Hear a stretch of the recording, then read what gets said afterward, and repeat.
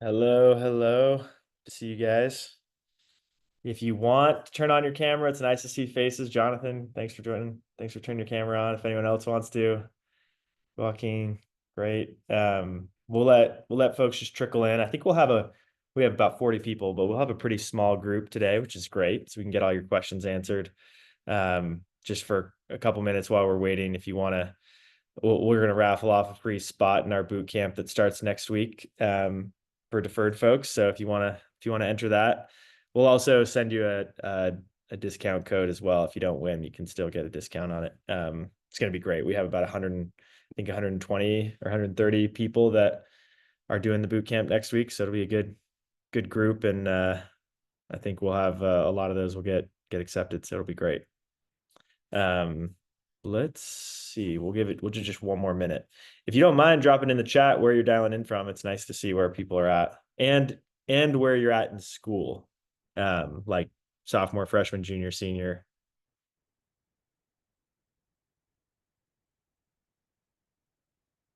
Cleveland, nice. Junior.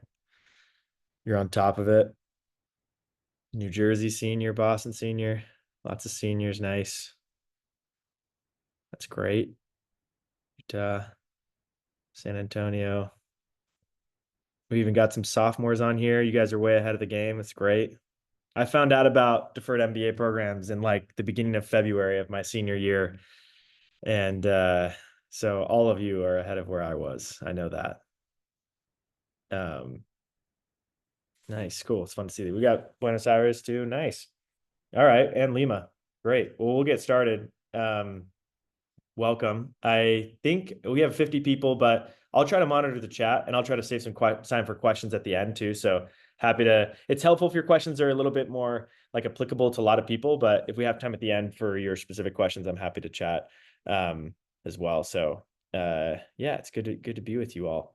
And yeah, make sure Amanda will drop the link in the chat, but make sure you enter the giveaway. It's a chance to win a free spot. It's going to be a ton of value. So I'll talk more about the boot camp in a minute. Yeah. And if you want the recording, you can sign up, but stay on because then you could get a chance to win a boot camp and get your questions answered. And again, if you want to turn your camera on, it is always nice to see some faces. It's great. We got a few folks that have turned it on. Thanks. All right, so this is the lineup. We have just quick welcome and introductions. Talk at a high level about deferred MBA programs and some of the kind of general things to know, and then going to dive into some of the different sections, and we'll cover as much as we can in this type of session. We won't have time for everything, and then we'll do some Q&A at the end, and then we can wrap up. So yeah, my name's John. I'm the CEO of Leland. I do this event all the time for deferred applicants. We did one, this event tonight is in partnership with Headstart, which is an awesome nonprofit for those of you that are, I know some of you are in Headstart and some of you are just kind of here joining, listening in. Check it out if you don't know what it is. I applied to deferred MBA programs 8 years ago, which makes me seem super old because back then only Harvard and Stanford offered deferred programs. And I was headed to LinkedIn full time. I just interned at Uber, and then yeah, got into Harvard and Stanford, decided on Stanford, and then slowly decided, had some just people reaching out about the process, and I started to help some folks for fun. And then eventually I bought the domain deferredmba.com and created some content. I actually ran a boot camp like 6 years ago for the first time. So we've been running boot camps like this for a very, very long time. And this was all on the side. I was working at a startup, curated, working at LinkedIn, was running this little deferred MBA consulting firm. So I've done a lot of deferred MBA admissions related work now for all of the programs, not just Harvard and Stanford. And then while I was at Stanford, decided to start Leland, which is a marketplace that I'll talk about in a second, that connects people to different coaches who can help them apply to schools and jobs and take tests, all sorts of different things. So that's my quick story. Happy to answer more questions. You dropped some of this in the chat. If you didn't already, I'd love to hear more about like where you're attending school, or maybe if you interned anywhere or planning to intern somewhere, and anything else. It's nice to hear more about you, because I'm talking a lot at you tonight. And yeah, I'm happy to talk a little bit more about Stanford over Harvard. I mean, the truth is that I would have been thrilled to go to either one. They're both amazing schools. I knew I wanted to start a company, and Stanford is in the heart and soul of Silicon Valley, and it just felt like a really really easy to move down the road. I was in San Francisco, move down the road and go to school there. So that was primary decision. I felt like the entrepreneurial resources were a better fit for me. But again, Harvard is amazing. So yeah, just to give you a quick overview of Leland, I know some of you probably have attended free events like this in the past. We do tons of these events. Amanda can drop in the chat links. You can, and it's not just events on MBA programs, it's events on recruiting for consulting or banking or product or any sort of career path, and even taking tests. Like we have a bunch of GRE or GMAT experts. So if you're going to take the test, if you don't mind dropping in the chat, if you've taken the GMAT or the GRE, or if you're, how you're feeling about the test, it's nice to know where everyone's at in the process. I know that can be stressful, but we do, we have a network of over 1,000 one-on-one coaches. Some of these folks are former admissions officers. Like we have the two people who invented the Harvard 2+2 deferred MBA program that coach on Leland. So we have kind of the high end of the market of people that are super in demand and a little bit more expensive. And we also have folks that were recently admitted that can be a little bit more affordable and helpful. We do a bunch of these, we do boot camps as well across different topics. We're about to kick off our product management boot camp in a couple of weeks. We're gonna kick off our deferred MBA boot camp. So we do a lot of different boot camps as well to kind of help people get going. And then we have a content library that's kind of a more affordable, accessible. You can read sample essays and resumes, watch videos, and kind of access content that can help you apply to school. So that's kind of the quick overview of Leland. Last year, over half, we don't know exactly like the specific number, but we know that it was over half. It's probably like, closer to 60% of all deferred MBA admits were on Leland, may even be closer to 70. This year, the number is going to be much, much higher even. So deferred MBA is our bread and butter. We're definitely the biggest player in the space, and we love helping people with this. Part of it is just kind of our roots, considering that was what I did before starting Leland. We have Oba, who is one of the Headstart founders and is a good friend of mine at this point. He's going to Stanford. I actually worked personally with Isaiah, who also I think was in Headstart, and he's at BCG, headed to Harvard. We have a lot of different folks in the ecosystem. We hope that you're next. So whether you're need help with test prep, essays, interviews, whatever it is, let us know. If you're like, I don't know where to start, what I would say is schedule a call with our team. You'll actually talk to someone that got into a deferred MBA program on this call. Andrew and Rob will answer all your questions. So encourage you to set up a call and kind of make a plan with them. Amanda can drop the link in the chat to actually like schedule it. So thank you, Oba. Appreciate the kind words. We feel lucky to have met you a couple years ago. So let's jump in. I know you guys probably have a bunch of questions. I haven't been monitoring the chat as much as I should. Okay, yeah, took the GRE. Some of you are taking the GRE already, starting to take some practice tests. I will say, if you're still deciding whether you want to take the GRE or the GMAT, I would highly encourage you to consider the GRE. It's becoming more and more popular. It seems to be a little bit easier for most test takers. If you're a highly quantitative person, the GMAT could still be a better fit for you. So you can try both. I took the GMAT. I would have known. I probably would have taken the GRE. I think it would have suited my style a little bit more. So something to think about. We can talk more about it later if you have questions. We're also doing a GRE bootcamp in a couple of weeks as well. That's taught by this amazing guy who's been teaching the GRE. He's like obsessed with the GRE. He's been doing it for 20 years. So anyways, let's talk about deferred MBA program. So the programs you apply in your final year of school, if you do a one-year master's program, like after your undergrad, you're also still eligible, but you would apply in that master's year, not in your senior year of college. Once you're admitted, you then defer for 2 to 5 years. Application deadlines are usually in April. Sometimes they'll offer them in June. For Stanford, you can actually apply round 1 or 2, which is like in the fall. But I recommend just like figuring out what you're going to do with your life and your job and getting your recommenders in shape and just kind of applying to all of them in April. The process is roughly the same. It's not, it's pretty much identical. You get similar or the same essay questions. You have to get recommenders, all that kind of stuff. There's some nuances, like some schools will ask for different things on your recommenders, but it's not like a cheat code or anything. Like it's still a robust application process. It allows schools to lock you down early while you're going off to do amazing things, and it kind of helps you build that early brand, which is awesome. So why should you do this? Well, it's kind of a no risk shot. All the schools will tell you that it will not punish you. Instead, it will actually be a good signal, even if you do not get in. So they're not going to say, oh, you applied deferred. Now, that was your shot. They're going to say, oh, you applied deferred. We didn't let you in at that time, but we've seen all the progress you've made. We've known you've been interested for a long time. We'd love to see your application down the road. Gives you some flexibility. A lot of people I know that will try to start a company or do something a little bit riskier because they know they have it on lock. I'm sure I'd be curious. Oba probably has lots of thoughts on different things that he can do now that he got into Stanford, so he can kind of take some risks, which is awesome. Gives you that early brand boost early in your career. There's a lot fewer of your peers doing it, even though it is becoming more popular. You burn different social capital. And what I mean by this is like, you're going to have to ask a lot of help during this process. And that will, I think specifically like recommenders, you're going to need to ask recommenders. Those recommenders will likely be different people than they will be down the road. So you might as well burn that social capital then, and then go back to you'll have new relationships for recommendations later.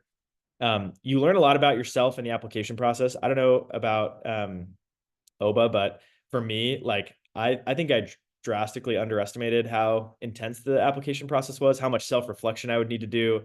And I would just, I think a lot of folks that even if you don't get in, you have such a leg up later when you're applying. And then oftentimes it's low cost. Sometimes schools will even waive fees. So a lot of reasons why you would do it.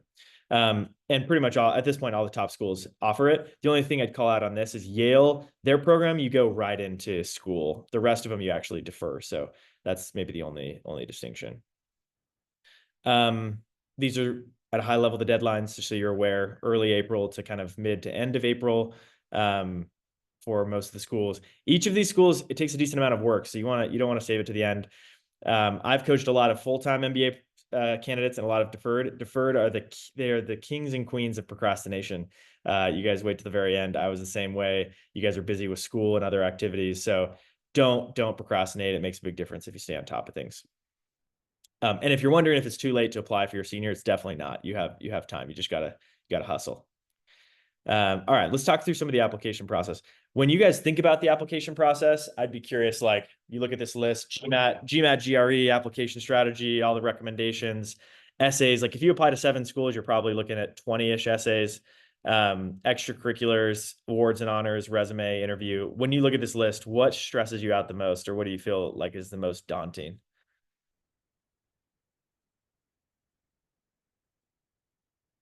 Yeah, combination of test prep, okay, essays, resume, on the Harvard career section. Is this the essay where they ask you about your career, or what's kind of like what your plans are? Yeah, we can talk about that a little bit.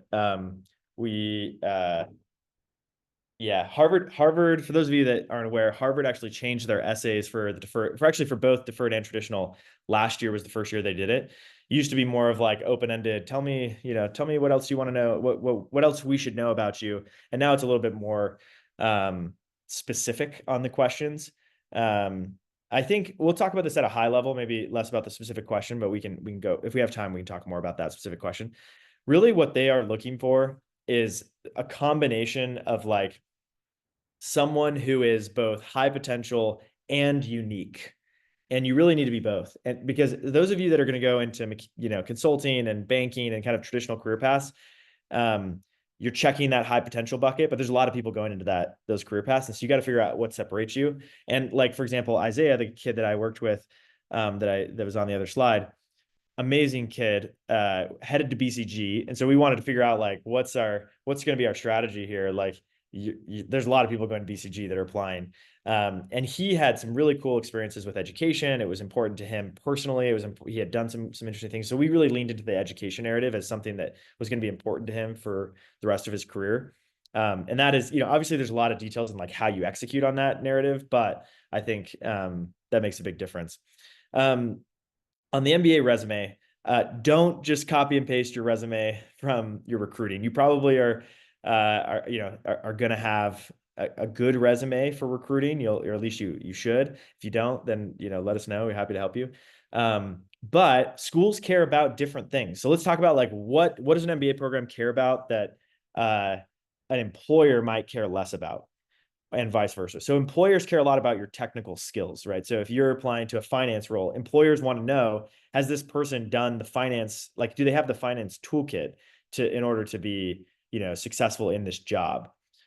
They don't care about like a lot of the random extracurricular volunteer work, that maybe a little bit, but not nearly as much as the school would care about it. The school is going to care a lot less about how sophisticated your finance toolkit is and that Python or whatever. And they're going to care a lot more about you as a leader, you driving impact, you being kind of like a movement creator or whatever it is, to show that like, you can lead people, you can inspire people, you can contribute on campuses, right? Your campus involvement matters a lot more to a school than it would to a future employer, because they want to know that when you show up on their campus, you're going to be involved. So there's a lot of different things. I think at the end of the day, like, one of the lenses you can take is, at each of your bullets need to show impact. You can ask yourself, why does the CEO of the organization that I'm at care about this thing that I did? And if you can't answer that question, or if the bullet feels like too disconnected from why someone at a high level would care about it, then maybe you need to reframe it or make it a little bit more high level. That doesn't mean like, get rid of the impact or the specifics of what you did. It means more like, make sure you're tying to like the overall strategy, and you'll get those questions in your interview. Like I had my interviewer at Harvard asked me if I were the CEO of Uber, what I would do differently. And it might sound crazy when you're sitting in the interview and they're like, hey, if you were the CEO of Goldman Sachs, what would you do differently? But the reality is like, you might be that one day if you go to their school. Like those are like their students graduate into, progression that would eventually lead to leading large organizations. And they want to know that you're thinking not just like the entry-level analyst, but like the CEO. And so your resume kind of communicates that. Resumes need to be dripping with achievement. They're, your life on one page, I think they matter a lot more than people give them credit for. So make sure you actually work with someone. Okay. So, is there an instance of your students being successful without having big name companies on their resumes? Yeah, absolutely. So this is sort of the flip side of that, which is you need to be high potential and you need to be different. If you don't check the box of like being, having a really big brand name on your resume, you probably check the box of being different. And that can be an advantage in of itself. Like you just need to lean into why you did those things. Not that it wasn't that you didn't choose to join the nonprofit because you couldn't get the job at McKinsey. You chose to join the nonprofit, and maybe you did choose the nonprofit because you couldn't get the job at McKinsey. That's okay. But the framing is not that. The framing is, I wanted to pursue this thing, and this was the best way for me to learn the skills or make the impact, right? So I think that's where like, figuring out your narrative matters a lot here, and they're gonna want to know why. And the answer to why can't just be, well, I couldn't get a job anywhere else. The answer needs to be, I was gonna do a lot of different things, but this felt like the best way to make the impact, get the skills I needed, to get the exposure I needed. So anyways, yeah, those are good questions. Let's talk about recommendations. Recommendations were actually the part of the application that stressed me out the most, because it was the part that felt like I couldn't control entirely. And I think I'd like to control things maybe too much. But it's, you're just trusting that someone else is going to sing your praises, and you just hope they're going to do a good job. There is a lot that let's talk about, I guess, what to look for in recommenders. So the first thing is like, they need to have a strong relationship with you. Do not ask someone that you think is important, but that doesn't know you well, to write your recommendation. That is so, so important. Make sure that you have someone that knows you well, would really shout your name from the rooftops. What they write is so much more important than who they are. I actually recommended someone this year for Harvard and Stanford, and they asked me to actually rate them across a bunch of different dimensions, but then they said, rate them generally relative to their peers. So they asked me, is this person in the top 5% of people you've ever encountered? Are they in the top 10%? Are they in the top 25? Are they in the top 50? And they also had something that was the best I've ever seen. So if you can get someone that, obviously not a lot of people will get in that are not the best they've ever seen. But if you can find someone that would say, this person's the best intern we've ever had, or the best I've ever seen in this role, you're going to be at a significant advantage. So really try to find that. Usually there's one that needs to be a direct manager, someone that was, an intern manager, someone that's supervised your work. It's nice if your recommenders kind of have complementary perspectives. They need to be credible. Credibility doesn't mean they have to be super senior, though. Credibility could be they're just an associate on the team, but they supervised your work. that's okay. Obviously, you don't want them to be too junior. Like if they're your peer, it's a little bit risky. It is very risky. Like you need them to have some level of credibility, but that they can be less senior than I think a lot of people think. They need to be willing to write a table thumping letter for you. And those people that when you win, they sort of feel like they're winning too.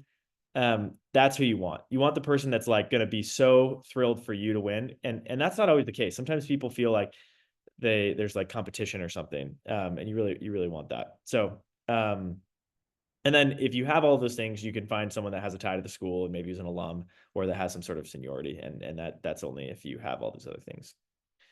One recommendation I would have, or I would give, is when you're deciding who to write your recommendations, have some conversations with folks and ask them if they might be open to writing a recommendation for you, not if they will write it. Because I found that like when I took this guy to lunch that I thought was going to be a recommender for me, I asked him a bunch of questions and then eventually said, hey, I'm looking at applying to school. Would you be open to writing a recommendation for me?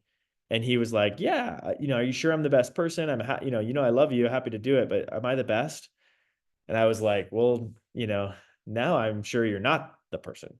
And I actually had the same conversation with someone else and they said, yes, let me write your recommendation. I'd love to. So you'll learn a lot from people by asking some of those questions. Okay, let's talk about essays. Is this helpful, by the way? You guys have any questions on recommendations? Feeling good? I actually teach the session on recommendations during the boot camp, and we go really deep in a lot of these, and we'll actually show you what a good recommendation looks like, and actually build out kind of recommender prep documents. I can send you. I'll drop in the chat a recommender prep doc that you guys can use as a template, as an example too. Do managers? There's a question in the chat. Do managers need to come from a traditional workplace? Could be a nonprofit church connection. Yeah, absolutely. Good question, Jason. They definitely can. I certainly feel like it's nice to have one that's a kind of a professional recommender, because it's like at the end of the day, they are curious about you professionally. But for me, I had one that was like my intern manager at Uber. It was very clear, like this person supervised my work in a professional setting. But it's not like, it was an internship. It's not like I showed all this amazing leadership and like it's an internship. So they focused a lot more on like analytical ability and horsepower and some of these other things. And then I had this mentor who had kind of seen me in a few different environments, had seen my startup, knew me personally, knew some of the things that were going on in my life and like some of the leadership I needed to show in different ways.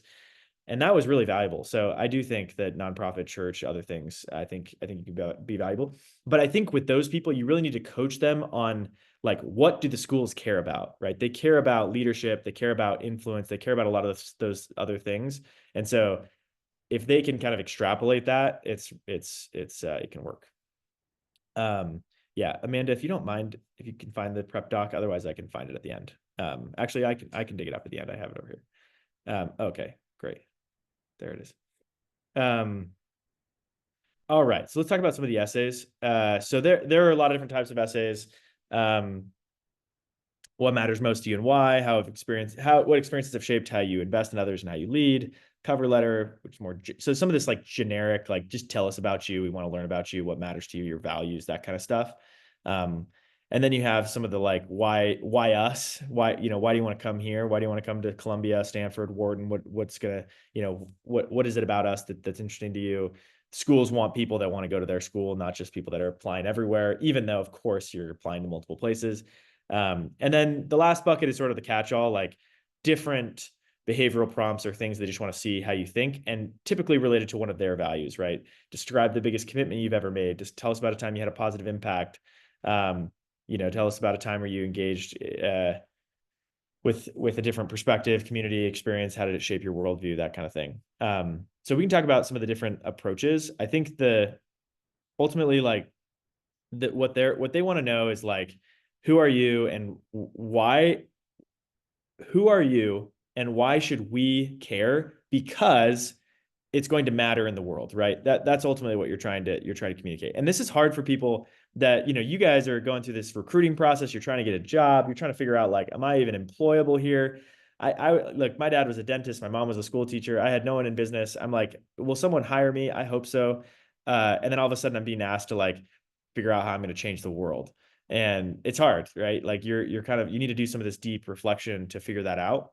But that's what it's going to take. You guys need to do that. And you can be hypothesis driven. You don't have to come to them and say, hey, here's the, 90-page outline of how I'm going to impact the world. But you can say, hey, here's a problem space I'm really passionate about. And here's how it's connected to me personally and why I'm going to, why I'm not going to stop until I get there.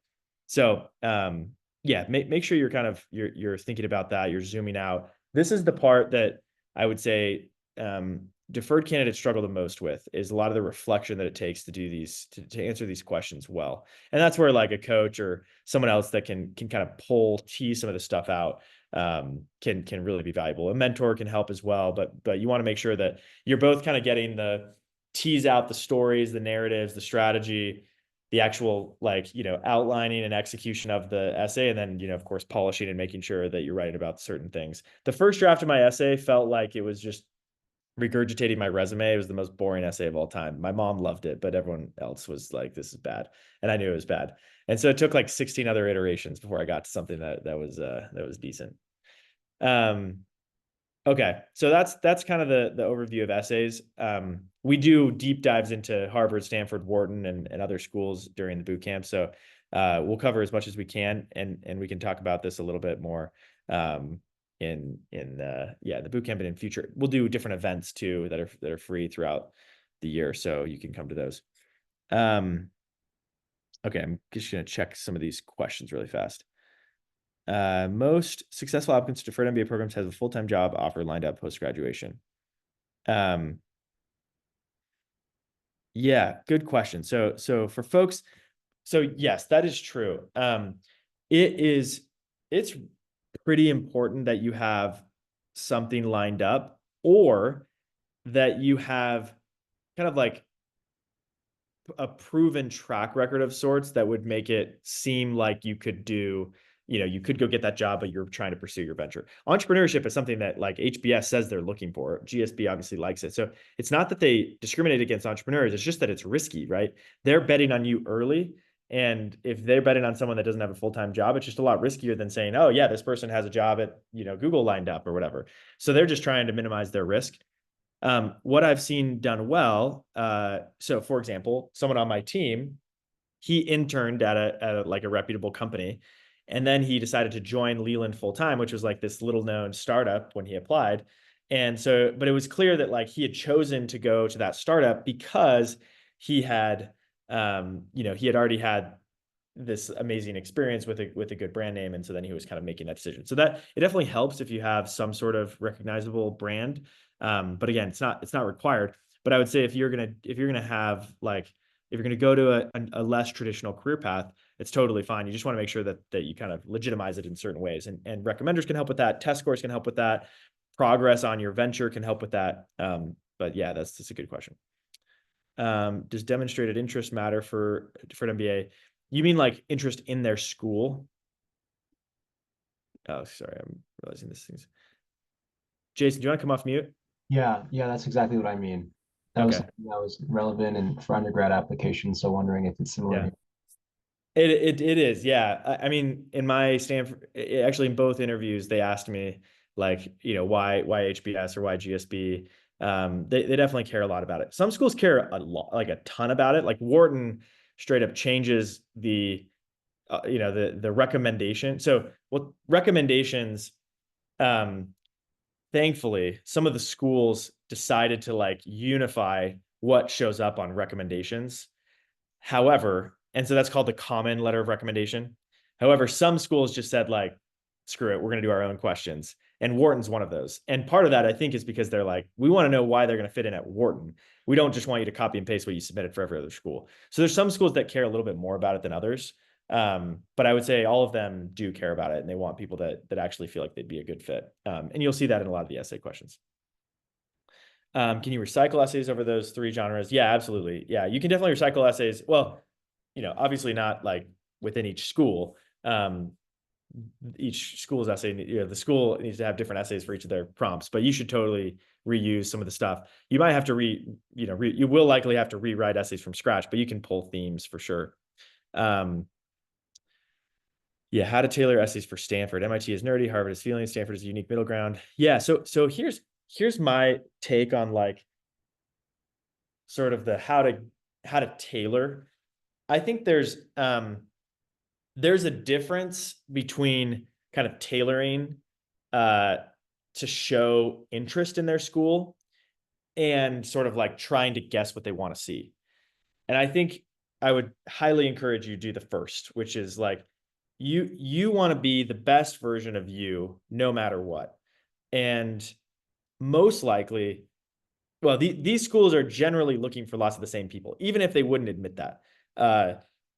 They're looking for leaders who want to change the world and are capable of it, right? Like that's like at the core, that's what they want. They want good leaders because leadership is the most scarce resource out there. Like being a good leader who can motivate and inspire and has the capacity to really affect change is what they all at their core want. And so your job is to kind of show that to all of these schools.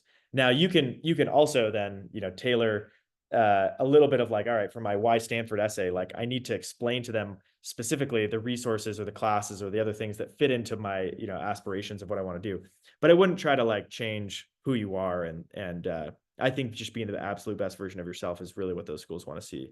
But I think to an extent, of course, MIT is going to be a little bit nerdier. So like, maybe some engineering interest is helpful. And I think some of those things, but I think, I would be, that's more of tailoring than it is like trying to change who you are.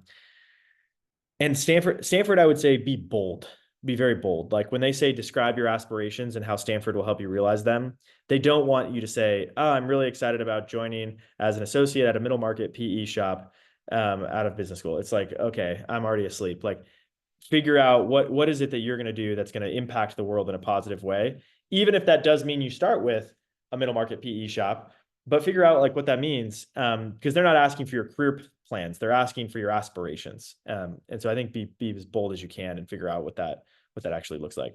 And I think also like try not to be so generic. Like a lot of people are going to say they want to start a company. That's totally fine. I said that. A lot of people say that and get in, but it needs to be really true to you. There's been people I've worked with that were like, I worked with someone that was going into investment banking, and they wanted to write most of their essays about climate change, which was fine, except for the fact they had zero experiences in climate. And so it was like, okay, if you're like going to bare your soul about climate, but then you've done nothing and you're going to Goldman, it's like it just falls on deaf ears. Or you're going to be competing with the guy that's literally starting a climate tech VC fund or like is going to work in there and is like, it's just, you just want to make sure everything you say, like these guys are professional BS sniffers. They see it all the time. They've seen it all. So you want to make sure that it's really genuine. Good question. How important is coming from a traditional business background versus a CS or engineering programs? Yeah, Jonathan said it right. It's unique. It helps. I think almost across the board. Harvard specifically says like they want engineering and a couple other career paths. But generally, yeah, anything that helps you stand out is a good thing.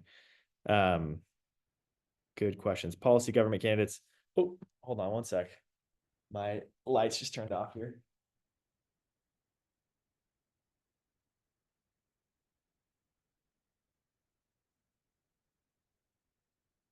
All right, I guess we're gonna do this in the dark. Now I'm gonna go out and find a. All right, sorry. We just moved offices and apparently they turn off the lights at a certain time. So when you say like they like policy candidates, they like all sorts of different candidates, right? They're not looking for one specific type of person. What they want are people that are going to change the world in their unique corner of the world. So anyways, these are good questions. Yeah, Leland After Dark. Thanks, John. They're welcome to Startup Life, where you don't control when the camera or when the lights turn off. Okay, I'm getting a lot of DMs. These are great, but I'm gonna hold off on some of the DMs until the very end, if that's okay.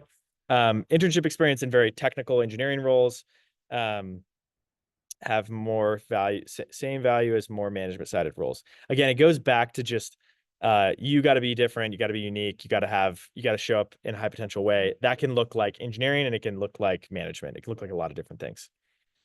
All right, let's talk about the boot camp, which I've mentioned a couple times. We'll kind of brush through this quickly, but make sure if you haven't already, definitely enter to win the free spot. Some of you are probably already signed up for the boot camp. It's going to be amazing. Starts next week. 2 sessions every week, 8 live sessions taught by a bunch of different admissions experts. We actually do have several folks that were on the admissions committee at a number of these different schools joining us. So we'll do like a session on the foundations, deferred MBA app strategy. We're also going to do a session. I'm teaching a session on recommendations. We'll do a session kind of covering all M7 essays. And then we'll do deep dives into Stanford, into Harvard, into Wharton, specifically because those are the 3 most popular programs. And then the last ones will be about your interview. And then the very last one will be about will be like an open office hours, essentially, where you can get your questions answered. And there'll be a bunch of different coaches. So there's a ton of free value. It's going to be amazing. You also actually get a free mock interview once you get into an interview with one of these schools. So just make sure you get access to that. You get access to Leland Plus, which has a bunch of sample essays, resumes, a bunch of other things. So it's going to be great. Tonight, we're doing a big discount for Headstart folks and anyone on this call. So you'll get that discount code when you sign up. Okay, we'll make sure you get access to this. That discount code does expire tonight. I just got a DM about that. So make sure you take advantage of it. All right, so let's talk about like tactically, like where do you get started? Because there's a lot we've talked about. So first thing I would say is knock out the test if you have not knocked out the test. That's like, it's just great to get that out of the way so you can start to move on to the other things. I think depending on how early you are in this process, like if for those sophomores and juniors on this call, you have time to start to get involved in your community on campuses. Building and maintaining relationships with potential recommenders is so important. You want to have a few options when you're applying, especially if you're going to apply to like 7 schools. It's nice if you don't just hammer 2 people. You totally can, but you may want to split that up. You may want to try different combinations. And having those relationships matters a lot. People with good recommendations, I think, just do so much better in this process. Self-reflection, it's super hard, but there's lots of different exercises. We have some good exercises in Leland Plus that will help you. There's also things like, listing out. When I work with clients, I'll usually have them list out 5 experiences that are kind of unique or life-changing to them, and then 5 like personality traits. And we're going to, kind of come up with different themes or other ways that kind of thread the needle across the different areas. And there's all sorts of different approaches. Coaches will have different exercises as well. So whatever you need to do to kind of figure out what matters to you. And I'm happy to do, if we have some time, we can talk about, the what matters to you and what matters most to you and why question. Because that's obviously a big topic that people think a lot about with Stanford. And then, start to build your team of application supporters, which looks like mentors. It looks like, coming to Leland events, building relationships with coaches. It means finding your coach, coming to the bootcamp, whatever you want to do, getting access to people that can be helpful to you. I will say, like it is very nice to get a few different perspectives in this process. And so like I sent my essays to, I had a coach that helped me. He actually coaches on Leland. His name's Andy. He's awesome. But I had a coach, and then I also sent my essays to like 6 other people, and they would tear it up. And ultimately, like I disagreed with a couple of them and I agreed with others, and you got to submit the application that you're proud of. And you'll know when it's not good enough, and you'll know that it was great. So yeah, I think get those different perspectives. Yeah, Jonathan, I'm glad you've had some intro calls. That definitely helps. You can schedule free intro calls on Leland, so definitely take advantage of that and get to know some of these coaches and see who'd be the best fit for you. Okay, we'll do some Q&A. Why don't we get to the boot camp winner? Have you guys all had the chance to enter? While Amanda's going to pull the name for me, we'll yeah, by the way, make sure you schedule the call with the team if you want to talk through your situation. We can go in depth with you and kind of answer some more of your questions and make sure you get set up with the right coach. And our giveaway winner is Audrey Gaskins. Congrats, Audrey. Really glad that you are here tonight. Hopefully we'll see you next week. All right, let's do some Q&A with the time that we have left. You're welcome to DM me a question. You're welcome to drop it in the chat. I will Yeah. Okay, great. We have some questions. All right. So Jonathan asked how to add spice to a why blank essay. Like I'm telling it's a clear story, it's unique path, it's unique, but when push comes to shove, saying I want to take a class with a cool professor in a cool club is that enough? Yeah. Good. Yeah. Uh, you're smart, Jonathan. Yeah, I think your job is not to tell Stanford why Stanford is great. They know that, right? Or Columbia, like, hey, all right, Columbia, like Columbia is an amazing school, renowned for this professor and this professor. It's like, okay, they get that. It's I think the best ways to do it are, to tie it to so Stanford actually, when I applied, Stanford's essay prompt was just why Stanford. And then they changed it to describe your aspirations and how Stanford will help you realize them. Um, and so they basically said, hey, we still like that prompt, but we want to know how it relates to you. So I think it's how does it relate to your long-term goals?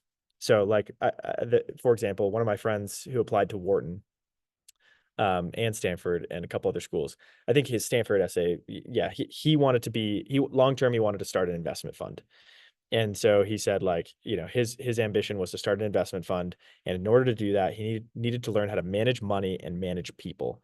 And he went into like the specifics of why, and it was really clear, really concise, and he went into kind of the specifics of why that related to his aspirations. It also really helps if you can um, highlight how you plan to contribute, because that's the other thing, right? They want people who are not just going to take resources, they want people who are going to contribute. And so I think contribution also matters a lot, not just like I want to take this class with a professor. um, so yeah, I think those are the two kind of lenses I would take. But there's obviously like how you do it is obviously a little bit trickier. Is it okay not to have a particular field in mind for post MBA? Yeah, I think it's a good question, Jason. I think it is. And the truth is like most everyone on this call is probably in that bucket, right? Like most people don't know what they want. Most people that are like 10 years into their career haven't done this thinking. So it's hard.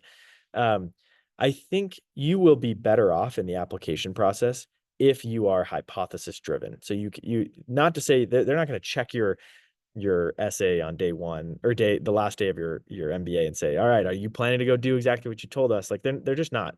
But they want to know that you have a hypothesis, that you care about this unique problem. You can be passionate about problems, not necessarily passionate about solutions. So I think it's okay that you don't have a specific field in mind, but I also think that it's valuable if you can figure out problems that you're passionate about and how your career kind of ties to those. I think you'll be better off. Um, Okay, graduated uh yeah, the 2025 December.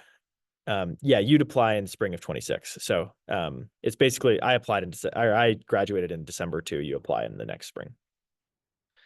Um yeah, that's great, Jonathan. Can I choose a recommender from an internship I did the summer after freshman year? Is that too far back? Yeah, good question, Patrick. Yes, you can. You do need to make, I mean, ideally they you still have a good relationship with them, right? And you've kind of cultivated that, and even better, if they've seen your progress since the internship, that's also really cool. So it's almost like an advantage if they've seen you kind of develop over the years. So you can kind of highlight, if they can highlight what you did during the internship, how your relationship has changed and all the things you've done since then. I think that can be an advantage. But sometimes it is just too far away and it just doesn't feel like it'll be as strong. Sometimes if you pick people that were from experiences that are too far away, they don't necessarily feel like they owe you anything or that they're gonna really vouch for you.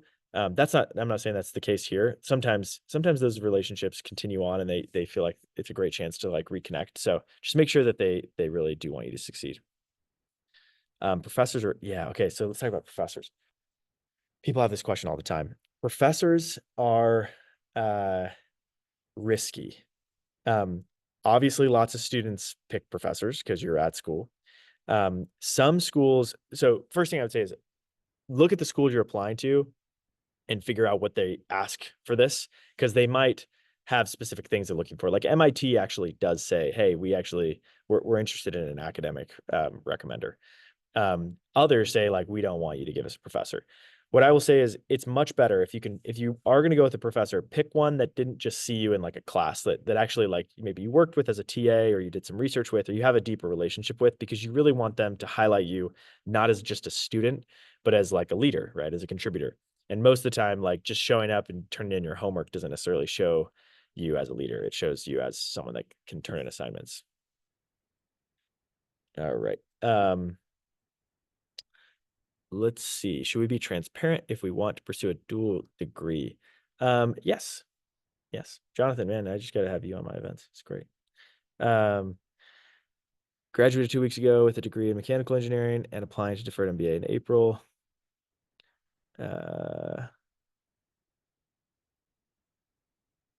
Yeah, this is true for I think a lot of engineering degrees feel that stress. They'll give you a little bit of grace there, I think. GPA so a lot of people will say like, what's the GPA or the test score I need to get in? Which is a good question, but is often not really an answerable question. The test score and the GPA you need is related to the strength and the diversity of the rest of your application. That's what it comes down to. So if you are like, hey, I'm just like, headed to Goldman and I've done kind of pretty generic things, and you're going to go up against the 50 other people from Goldman applying or 200 people from Goldman applying, then first of all, try to differentiate yourself from them. Second of all, you may need a little bit of a higher GPA and test score. If you're going into engineering, that's already a little bit different. And so you're being compared against a different set of people. They want, they want like differentiation. And so having, a lower test score or a lower GPA might be okay. It also does help if you have a lower GPA, getting a higher test score helps, and vice versa. So if you have a higher GPA, a lower test score, there's a little bit of relationship there. So if I were you, Jayla, I would make sure as Jonathan said, make sure your other parts are strong.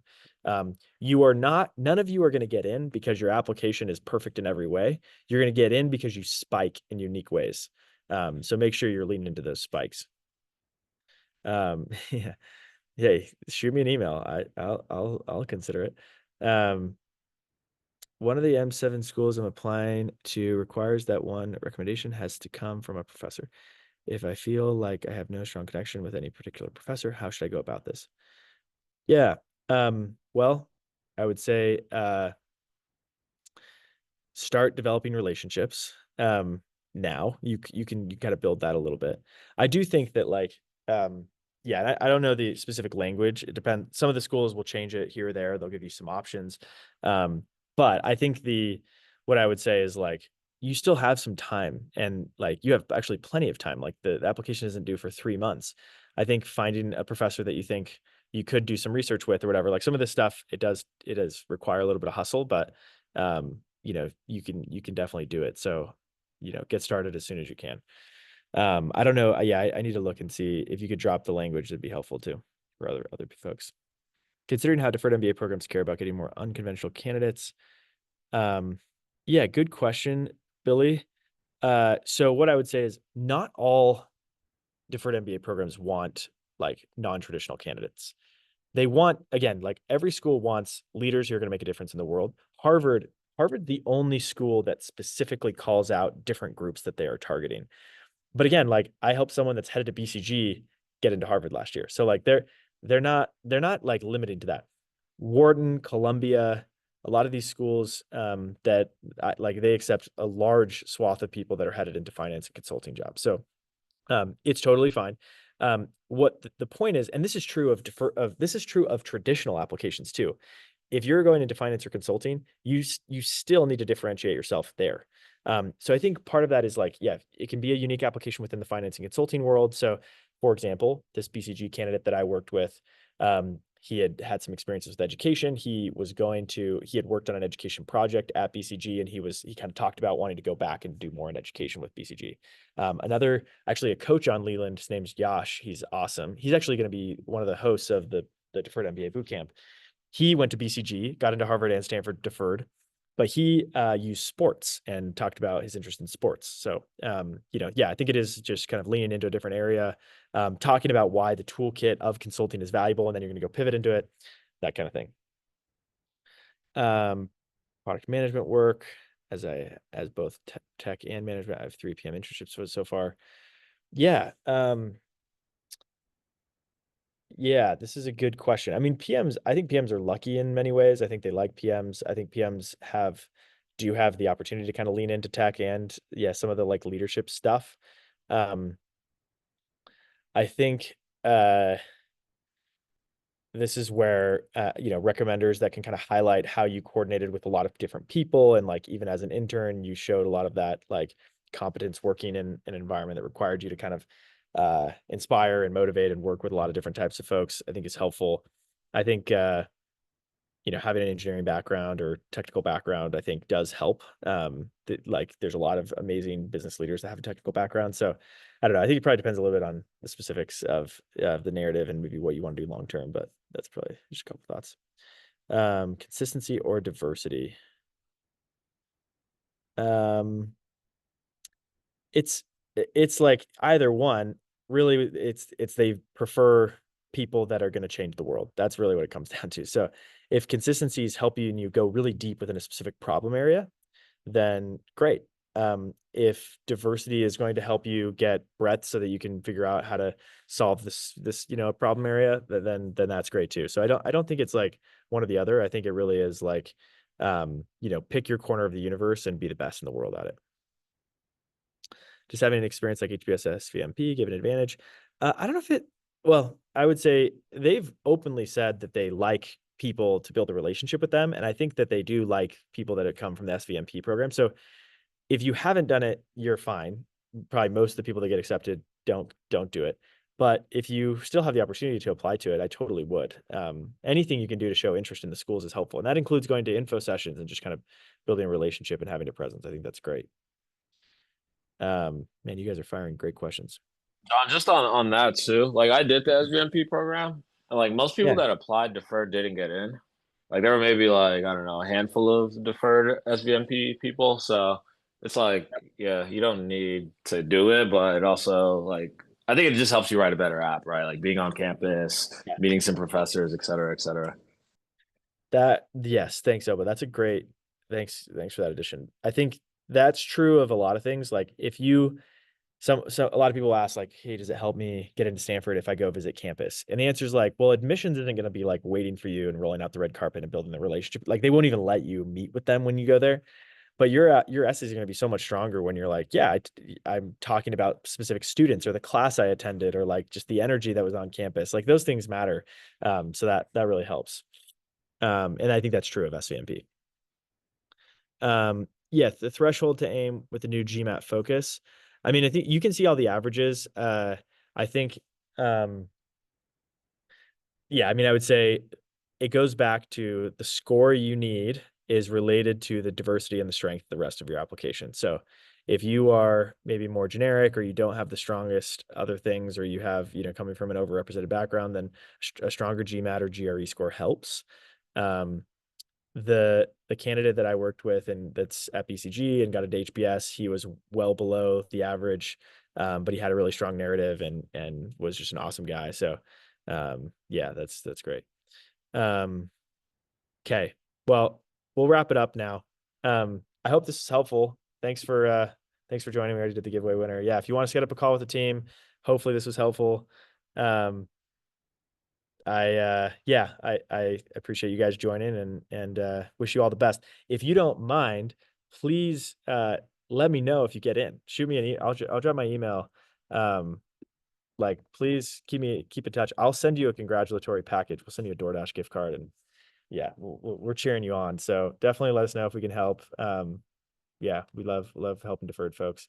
Yeah, Jonathan, you can shoot me an email, Jonathan. I do one-on-one coaching. I don't do much of it. I usually take on like 2 or 3 people. So I'll send you my profile. If you shoot me an email, that would be great. Actually, I can drop my profile really quickly.